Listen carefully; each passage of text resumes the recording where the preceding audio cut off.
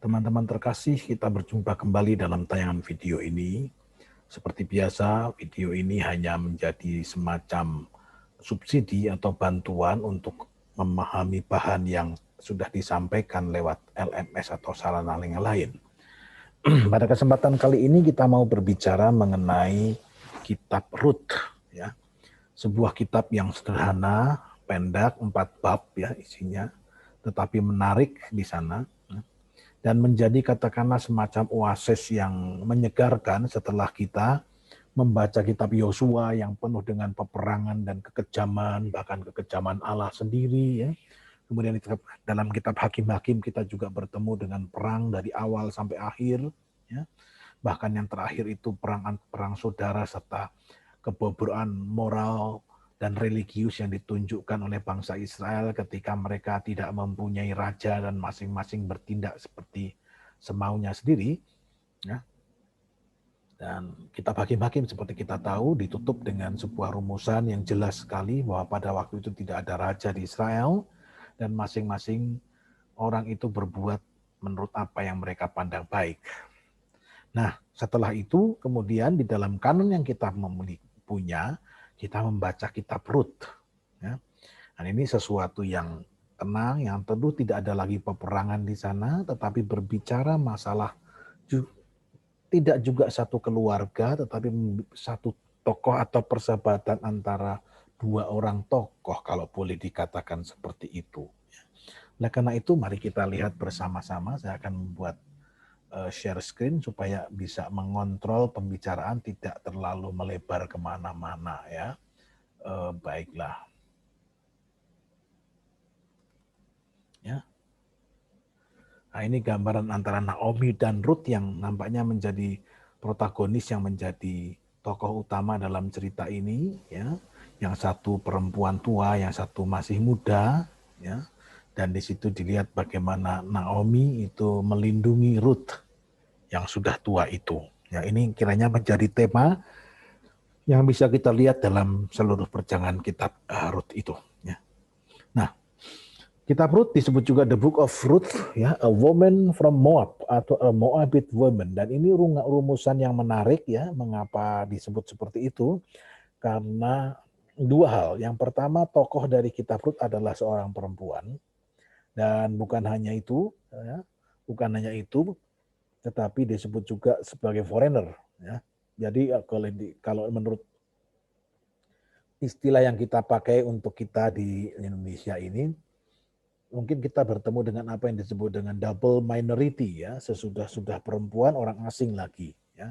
Dan ini rumusan ini yang dipakai untuk menunjuk siapa Ruth, a woman from Moab atau a Moabite woman, ini berulang kali muncul sebagaimana nanti kita akan lihat dan kita coba teliti mengapa demikian ya.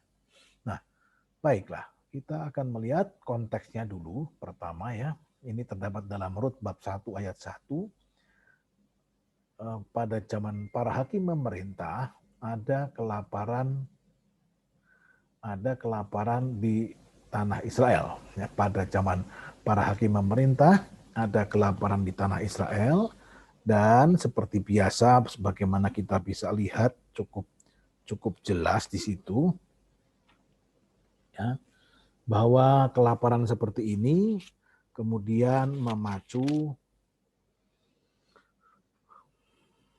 seperti saya bacakan ya, pada zaman para hakim memerintah ada kelaparan di tanah Israel.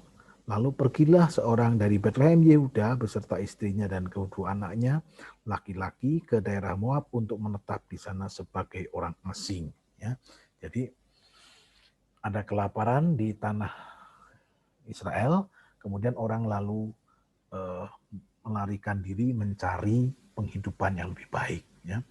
Dan ini saya kira tema yang cukup sering muncul di dalam Alkitab. Kalau kita melihat Kejadian pasal 12 ayat 9, 26 ayat 1, 43 ayat 1, semua berbicara tentang bagaimana kelaparan itu membuat orang untuk berpindah atau mengungsi ke tempat lain. Ya.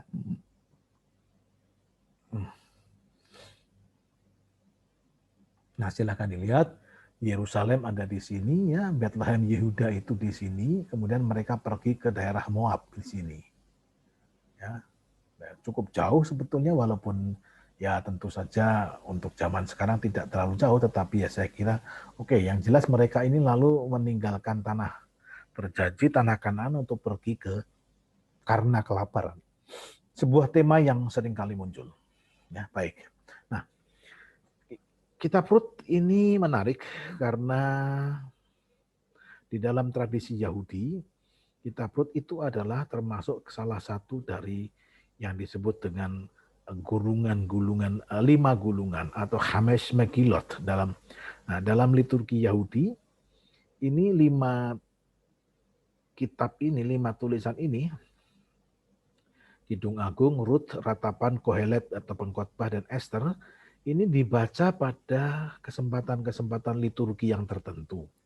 Kidung Agung dibaca dalam kerangka Paskah, Rut itu dibaca dalam kerangka Hari Raya Sebuot, Pondok Daun atau Pentakosta yang memperingati turunnya Taurat. Ratapan dibaca pada tanggal 9 Av, yang ini adalah hari di mana Yerusalem dihancurkan. Sementara Kohelet itu merupakan sebuah bacaan yang dipakai untuk Hari Raya Pondok Daun, Hari Raya Pondok Daun. Sukot itu Hari Raya Pondok Daun, ya. Sevuot itu tadi adalah yang untuk Rut dibaca untuk pada Hari Raya 7 minggu. Sevuot itu 7 minggu atau Pentakosta dalam ya ini. Sementara Ester dibaca dalam Hari Raya Purim. Ya, baik.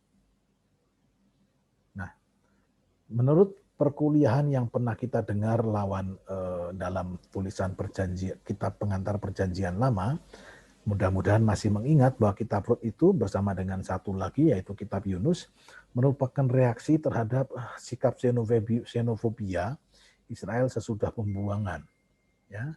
Karena mungkin pada waktu itu Israel melihat bagaimana pengalaman pembuangan itu adalah merupakan sebuah penghukuman dari Allah, maka ketika mereka diizinkan untuk pulang dari pembuangan, yang mereka buat adalah menjaga diri sungguh-sungguh dari dosa, antara lain dengan menjauhkan diri dari orang-orang asing. Karena apa? Karena orang-orang asing itu dianggap menjadi biang keladi mengapa mereka harus berdosa dan akhirnya dihukum oleh Tuhan sendiri. Ya. Maka kitab Rut itu ditulis dalam kerangka seperti itu sebagai reaksi terhadap sikap xenofobia terutama oleh Ezra dan Nehemia, ya, dengan menunjukkan bahwa orang asing pun bisa masuk ke dalam jemaat Allah. Nah, itu dicontohkan adalah Rut. Ya. Tapi kita menarik membaca kitab Rut juga dalam dirinya sendiri tanpa harus dalam kerangka perspektif reaksi terhadap xenofobia seperti itu. Kitab Rut tetap mempunyai nilai dalam dirinya sendiri yang saya kira menarik, dan kita bisa melihat beberapa pokok yang ada di dalam kitab Rut yang bisa kita jadikan bahan studi atau permenungan, ya. Baik. Nah, kitab Rut itu pendek, hanya sebuah novel pendek yang dibaca, ya, secara singkat. Tokoh Rut adalah salah satu tokoh perempuan dalam Alkitab, tidak terlalu banyak tetapi salah satunya adalah Rut, ya. Dan persis dari tulisan-tulisan kitab suci satu-satunya yang punya ini, kecuali kita mempunyai Esther juga, Yudit juga, ya. Rut perempuan menjadi tokoh dari Alkitab. Dalam Perjanjian Baru ini juga Rut itu juga disebut sebagai salah satu perempuan yang menjadi nenek moyang Yesus, ya. Nah, meskipun singkat dan tidak ada perang di sana, ya, ini hanya kehidupan pertemanan atau kekeluargaan, ya, antara Rut dan Naomi, ya. Tetapi rasanya banyak hal yang menarik yang bisa juga kita renungkan. Bagaimana misalkan memberikan gambaran tentang beberapa kebiasaan Yahudi pada zaman itu, ya. Kita bisa melihatnya nanti bersama-sama. Nah, kalau kita mendengar kata Rut, maka yang pertama kali muncul itu adalah gambaran kesetiaan. Ya, kesetiaan yang terdapat di dalam Rut bab 1 ayat 16-17 itu bisa saya bacakan, ya. Ketika dia diminta pulang oleh Naomi, mertuanya, ya, Rut menjawab seperti ini, ya. Janganlah mendesak aku meninggalkan engkau dan pulang dengan tidak mengikuti engkau, sebab kemanapun engkau pergi, ke situ jugalah aku pergi, dan di mana engkau bermalam, di situ jugalah aku bermalam. Bangsamulah bangsaku, Allahmulah Allahku. Ya, ini adalah sikap dari Ruth yang setia kepada Naomi, ya, mantan mertuanya sebetulnya, ya. Dan itu berarti apa? Dengan mengikuti Naomi, Ruth sebetulnya meninggalkan bangsanya dan mengambil resiko untuk masa depan, apalagi dia itu janda. Ya. Tetapi kita melihat di dalam kisah bagaimana Ruth itu justru menjadi tokoh istimewa dalam seluruh perjalanan sejarah keselamatan, karena dia menjadi nenek moyang Raja Daud dan juga menjadi akhirnya nenek moyang sang penyelamat Yesus Kristus sendiri, seperti terdapat dalam Matius bab 1 ayat 5. Ya. Nah, Ruth itu disebut juga sebagai contoh atau kalau di dalam Amsal bab 31 ayat 10-31 itu kita bertemu dengan wanita yang bijaksana, atau di dalam aslinya, teks aslinya adalah Eset Hail, ya. Amsal bab 31 ayat 10-31, ya, sebuah puisi untuk di dalam kitab Ruth, dalam Ruth bab 3 ayat 11, Ruth disebut juga sebagai Eset Hail. Tetapi di dalam teks kita diterjemahkan dengan kata perempuan baik-baik. Ya. Nah, ini nampaknya mau menunjukkan bahwa apa yang secara abstrak digambarkan dalam Amsal bab 31 ayat 10-31 itu digambarkan secara lebih konkret di dalam diri Ruth. Ya, ini yang biasanya kita tangkap Ruth adalah teladan kesetiaan, ya, berani meninggalkan segala-galanya untuk mengikuti mertuanya, untuk mengikuti Yahweh. Ya. Ini yang seringkali gambaran positif yang kita kita dapatkan kalau kita berbicara mengenai kitab Ruth, ya. Tetapi pertanyaannya adalah apakah itu satu-satunya? Apakah Ruth hanya seperti itu? Dan seperti yang tadi sudah saya singgung pada bagian awal, kita bisa melihat bagaimana Ruth itu disebut sang perempuan Moab, dan itu menarik, ya. Menarik, penggunaan kata Moab di dalam kitab Ruth itu cukup kuat, ya. 6 kali Ruth disebut sebagai perempuan Moab. Itu dalam 1, 22, 22, 26, 22, 21, 4, 5, 10, dan 11. Ya. 1:22 saya bacakan misalkan teksnya supaya bisa menjadi lebih jelas bagi saudara-saudara, ya. Demikianlah Naomi pulang bersama dengan Ruth perempuan Moab itu. Nah, selalu sebagai sebuah keterangan, ya, beberapa kali.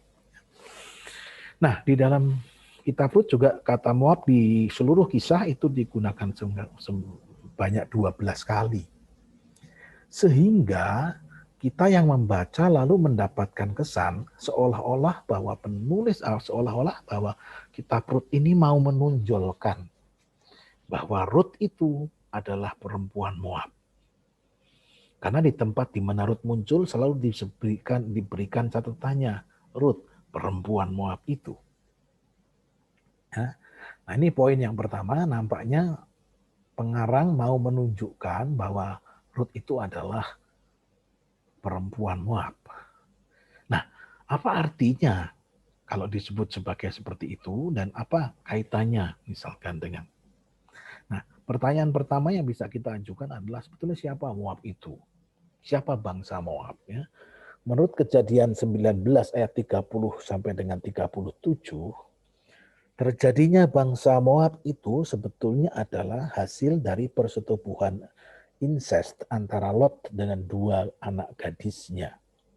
Ya, ketika anak gadisnya itu sudah mulai gelisah karena tidak ada orang di sekitar mereka, sementara bapak mereka siapa itu Lot sudah tua, dan kalau tidak ada terjadi apa-apa, nanti tidak ada yang mengawini perempuan-perempuan itu, 2 gadis itu, sehingga tidak bisa melanjutkan keturunan. Ya. Oleh karena itu mereka membuat kesepakatan, ya, membuat Lot mabuk dan masing-masing bergantian itu tidur bersama dengan Lot. Nah, dari hasil incest antara Lot dan 2 gadis, anak gadisnya itu lalu dihasilkanlah keturunan. Ya. keturunan. Salah satunya adalah keturunan Moab. Ya. Nah, ini yang bisa dilihat bahwa Moab itu adalah hasil dari hubungan incest antara anak dan bapaknya, Lut dan dua anak putrinya. Ya. Nah, kalau kita melihat beberapa teks lain di dalam kitab suci, kita mendapatkan gambaran yang agak sedikit spesifik mengenai gambaran Moab itu. Saya membaca sekarang Bilangan 25 ayat 1 sampai 3. Sementara Israel tinggal di Sitim, mulailah bangsa itu berzina dengan perempuan-perempuan Moab. Bangsa Israel berada di Sitim itu kemudian bertemu dengan perempuan Moab, dan di situ dikatakan mereka berzina dengan perempuan-perempuan Moab. Ini yang pertama ya. Jadi menurut 25 ayat 1, Bilangan 25 ayat 1 sampai 3, bangsa Israel itu pernah hidup berdekatan dengan dengan Moab, dan ternyata hasilnya adalah bahwa Israel tergoda untuk berzina dengan perempuan Moab. Ini sesuatu yang dosa yang nantinya akan atau bisa menghancurkan bangsa Israel. Ya. Kemudian Ulangan 23 ayat 3 menggambarkan apa? Dikatakan begini, seorang Amon atau seorang Moab janganlah masuk jemaah Tuhan, bahkan keturunan yang ke-10 pun tidak boleh masuk ke jemaah Tuhan sampai selama-lamanya. Nah, keturunan Moab itu berarti tereksklusi ya, terlepas dari peribadatan, tidak boleh datang beribadat di Bait Allah, tidak boleh masuk jemaah Tuhan untuk selama-lamanya. Ya. Nah, dengan demikian kalau kita melihat bahwa rupa-rupanya Moab itu tidak pernah digambarkan secara positif, tidak pernah digambarkan secara positif. Kata Moab itu bolehlah saya katakan mengandung konotasi kebobrokan moral seksual. Ya. Mulai dari incestnya, kemudian mulai dengan peristiwa di Baal Peor, Bilangan 25 yang barusan kita sebut, sehingga akibatnya Ulangan juga mengkarantina masalah seperti ini. Ya. Nah, sekarang kalau seperti tadi saya katakan, Ruth itu secara sangat mencolok, boleh dikatakan, digambarkan bahwa dia adalah perempuan Moab. Apa yang terjadi atau mengapa begitu? Nah, menarik di dalam Ruth bab 3 ayat 1 sampai 7, di situ nampaknya terjadi semacam pengulangan apa yang dialami oleh Lot dengan dua orang anak gadisnya. Ya, karena di sini kasusnya juga kurang lebih seperti itu, mirip dengan seperti itu ya. Hanya sekarang yang dicari adalah atau yang di tokoh laki-lakinya adalah orang yang namanya Boas ya. Orang yang namanya Boas, dan kemudian ini adalah orang kaya, kemudian seterusnya itu diambil alih oleh Ruth ya, dengan sebuah, ini yang saya kira menarik, nanti kita dalami bersama-sama, yaitu bahwa mengapa Ruth itu harus datang kepada Boas, yang Boas disebut sebagai masih salah satu dari relasinya ya. Nah, ini. Nah, peristiwa Rut bab 3 ayat 1 sampai 7 ini menggambarkan kepada kita sesuatu yang mirip dengan apa yang terdapat di dalam Kejadian pasal 19 yang menyangkut Lot dan dua anak gadisnya. Dan yang mau dikatakan apa di situ dengan terjadinya peristiwa yang mirip dengan Rut, maka mau dikatakan ya artinya Rut itu dengan mengatakan Rut perempuan Moab, di situ sebetulnya terkandung semua isian. Apa artinya orang Moab? Orang Moab adalah orang yang tidak bisa, perempuan Moab itu adalah perempuan yang tidak bisa mengatur diri dalam masalah moral seksual. Dan Rut juga mengalami hal yang sama, digambarkan mempunyai pengalaman yang sama seperti yang dibuat oleh dua anak Lot kepada bapaknya. Ya. Maka boleh dikatakan apa yang terjadi pada orang tuanya ya terjadi juga lah sekarang ya. Tidak kalau nenek moyangnya memunculkan bangsa Moab seperti itu, Ruth juga sama saja sebetulnya ya. Maka rumusan Rut perempuan Moab nampaknya mempunyai betul sebuah nuansa yang negatif karena mengingatkan siapa sebetulnya Moab itu. Nah, ini satu poin yang saya kira menarik untuk direnungkan ya. Kemudian poin yang kedua adalah ini saya beri judul di sini Rut dan Orpa. Nah, kita tahu bahwa Rut dan Orpa itu adalah menantu dari Naomi ya, dan kemudian ketika kedua suami meninggal, lalu Elimelechnya meninggal, suami Naomi meninggal, kemudian suami-suami dari dua anak putrinya ya, itu juga meninggal, akhirnya Naomi dikatakan mau kembali ke tanah Kanaan ya, dan menyuruh kedua menantunya pulang. Ya, pergilah sana sudah. Ya. Nah, ternyata dua perempuan ini, dua menantu ini mempunyai sikap yang berbeda. Ya, Rut itu mengatakan yang tadi sudah saya katakan pada awal, ya, kemana engkau pergi, ke sanalah aku pergi. Allahmu adalah Allahku juga. Ya, dengan demikian Rut mau tetap tinggal bersama dengan Naomi. Dengan resiko apa? Dengan resiko tentu saja dia akan menjadi orang Israel nanti. Sementara perintah itu juga diberikan kepada Orpah dan Orpah pulang ke rumah ibunya. Ya, Orpah pulang ke rumah ibunya. Nah, dari sini kita bisa seringkali muncul membuat penilaian mana yang lebih baik dari kedua itu, Rut atau Orpah. Rut itu menjadi teladan keberanian dan kesetiaan untuk mengikuti orang asing, ya, mertuanya walaupun itu mertuanya sendiri, ya. Sementara Orpah justru tidak. Menurut saya Orpah itu juga mempunyai sebuah nilai tertentu yang dia mau perjuangkan. Ya. Dia mau kembali kepada budayanya, kembali kepada bangsanya, dia mau setia di situ. Ya. Nah, ini yang saya kira perlu tetap diperhatikan bagaimana Rut dan Orpah itu sebetulnya mengambil dua sikap yang berbeda yang ya saya kira kedua-duanya sebetulnya sama. Ya. Rut kemudian memang lebur dalam bangsa lain, dia tidak lagi bisa mempertahankan posisi atau identitas dirinya sebagai perempuan Moab, karena kemudian setelah dia menjadi bagian dari bangsa Israel, seperti itu. Ya, dia menjadi orang Israel. Ya, nah dengan memutus menjadi orang Israel, Rut sebetulnya memutuskan memutuskan apa yang terjadi dengan keturunan Moab, bangsa Moab yang merupakan anak-anak Lot. Ya, dulu bangsa Moab itu muncul karena atau ketika dua perempuan, dua anak Lot itu punya keprihatinan atas kelangsungan dan kemudian membuat incest dengan bapaknya, lahirlah Moab. Nah, sampai pada titik Rut sekarang terjadi sesuatu yang baru. Bahwa dengan pengalaman dialami Lut berhenti sebagai keturunan Moab dan kembali ke suku Israel di sana. Nah, ini ya. Satu sisi yang boleh diperhitungkan juga mengenai reaksi dari Rut dan Orpah yang agak sedikit out of the box begitu, yang tidak biasa dimunculkan walaupun saya kira konkret saja, ya. Nah, saya tidak mau bicara mengenai Yahweh dalam kitab Rut, itu tidak ada ya. Hanya digunakan tetap hadir tapi tidak pernah berbicara, ya. Tidak pernah dibicarakan, ya. Saya kira ini tidak terlalu penting, silahkan dilihat saja teksnya.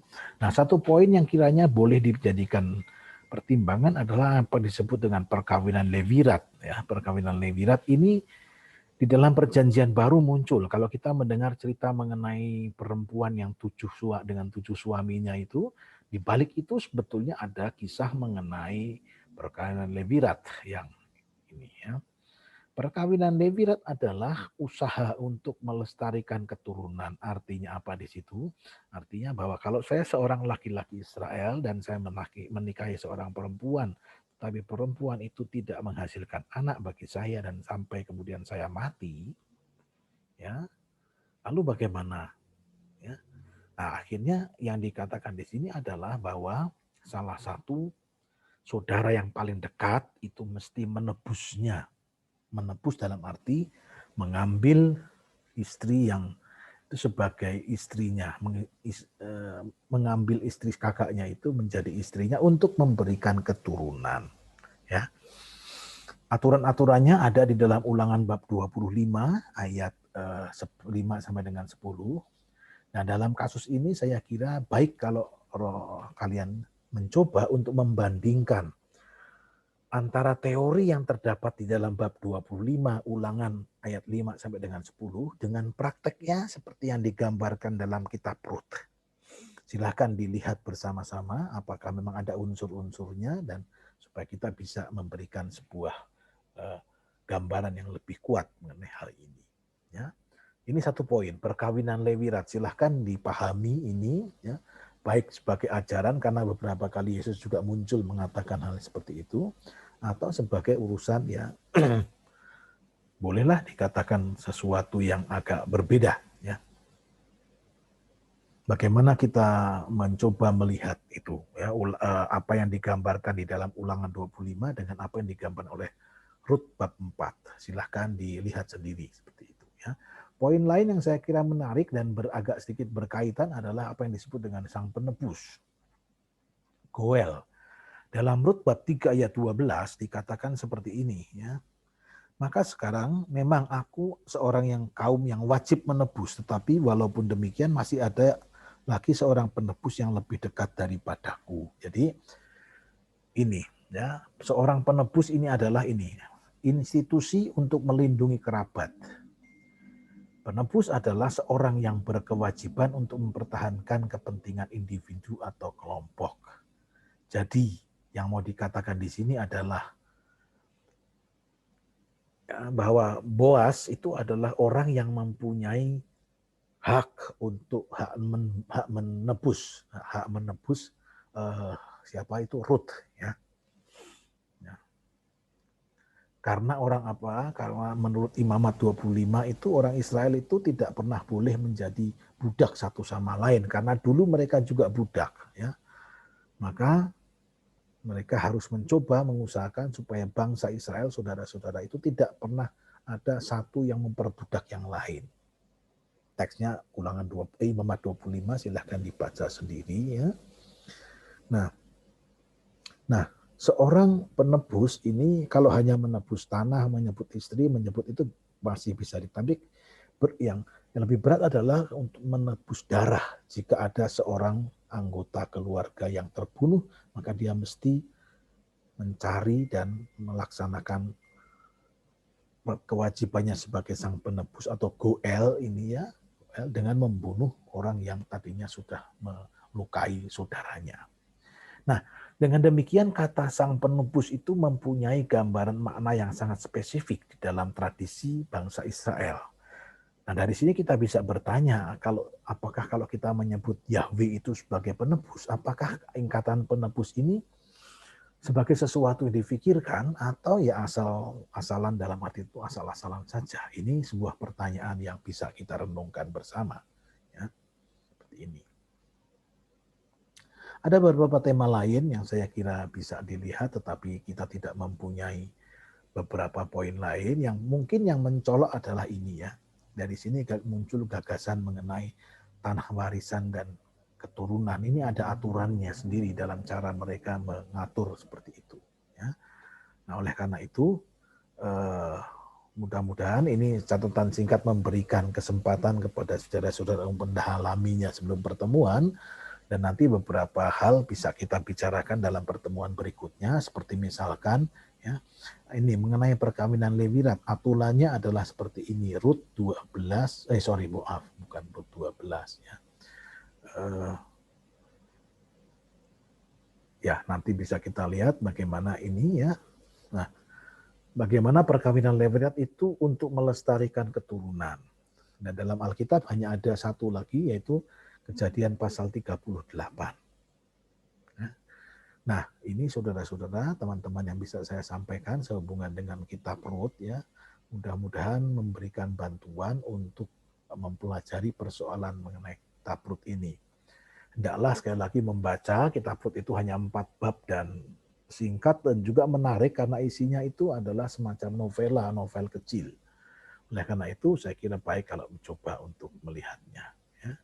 Baik, terima kasih teman-teman. Mudah-mudahan tayangan yang saya sampaikan membantu untuk mempelajari kitab Rut, kitab yang hampir terakhir dalam perjalanan kita mengarungi kitab sejarah. Ya. Baik, terima kasih. Sampai jumpa lagi.